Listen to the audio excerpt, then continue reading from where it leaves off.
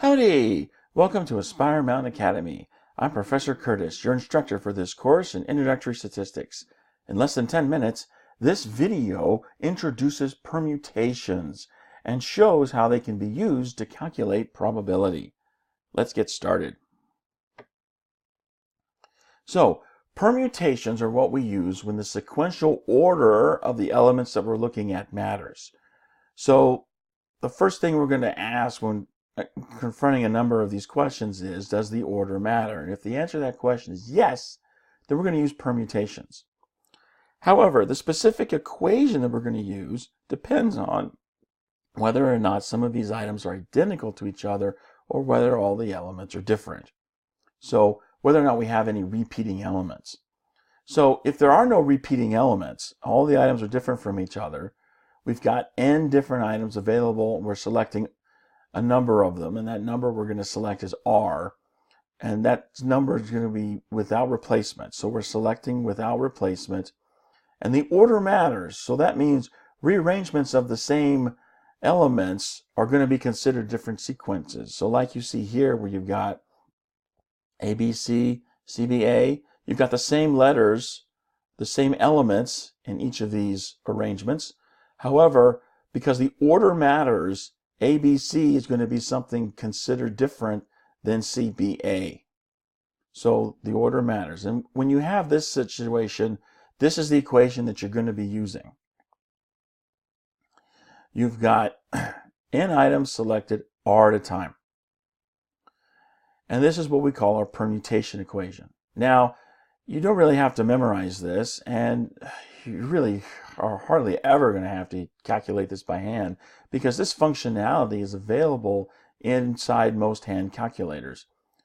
In a future mini lecture, I'll go over how to actually access that functionality for a hand calculator, and we'll look at that then. But for right now, all you need to know is this is the actual formula that we're going to be using to calculate it. Now, what happens if we have repeated elements? Well, if some of the items are not identical to each other, so some of the items are repeated, then we're going to be using this equation that you see here.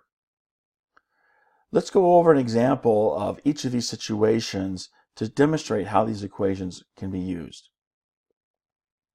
So first of all, let's look at a rock band that's on tour, and they want to find the most efficient route for their tour so that they can maximize their profit. They've got 12 venues that are available, but they only have enough time in their schedule for 7 of them. So what's the probability that a randomly selected route is going to be the most efficient one? Okay, well again, we're going to calculate the part over the whole like we've always done, but now we're going to use permutations to calculate the whole. The first question we ask is the order important? And the answer to that question is yes, the order is important because, there's only one most efficient route, and that most efficient route depends upon the order of the venues that you're going to be playing at. So yes, the order is important. There's also no repetition in the sequence. So that means we're going to be using our permutation equation to calculate the whole. So here we set this up. We've got 12 venues, and we're selecting 7 at a time. So that gives us 12 factorial over 5 factorial, which when we punch in our calculator gives us a grand total of 3,991,680. Now that's a lot to be actually like listing out separately one by one, to count them all up. Much easier just to use this permutation equation. So this is the whole for a probability calculation.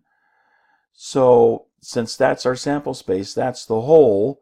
So the probability is just going to be 1 over that number. Okay, the part is 1 because there's only one most efficient route. And then the whole is the sample space that we just calculated here. So you can see that the probability of randomly selecting the most efficient route is going to be really, really small. Is it practical to list all the different possibilities in order to select the best one? Well, look at the number. What do you think? What say you? I hope you just said no. Okay, this number is like almost 4 million. That's a huge number. Okay, it's not practical to list all the different possibilities and then count them up, or even to, like it says here, to select the best one. You've got 4 million almost to look at. Come on, man. That's too much. That's overload, man.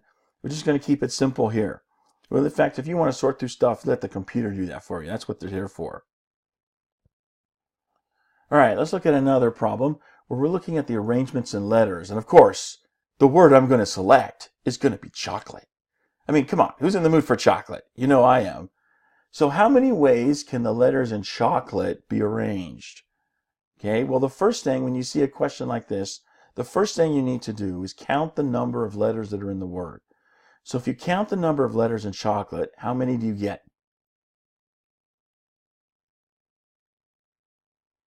Yeah, you should have come up with 9 letters in the word chocolate. Okay, now the next thing we're going to do is identify how many of those letters are repeated. So look at the word and tell me how many of those letters are repeated.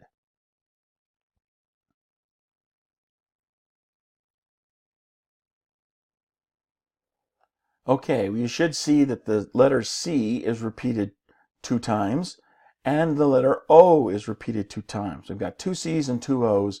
Every other letter in the word occurs just once. So now that we've got this information, we have what we need to set up our equation, so to speak. It's really just a fraction, and we can then calculate and get our answer. So we're going to set up that factorial fraction using the formula that we saw earlier. So here it is, 9 factorial over 2 factorial times 2 factorial. Now, let me show you where these numbers come from. The 9 on top is from the total number of letters in the word.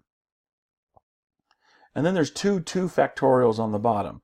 So the first one comes from the fact that the letter C is repeated twice. So there's 2 occurrences of the letter C. That's the 2 factorial.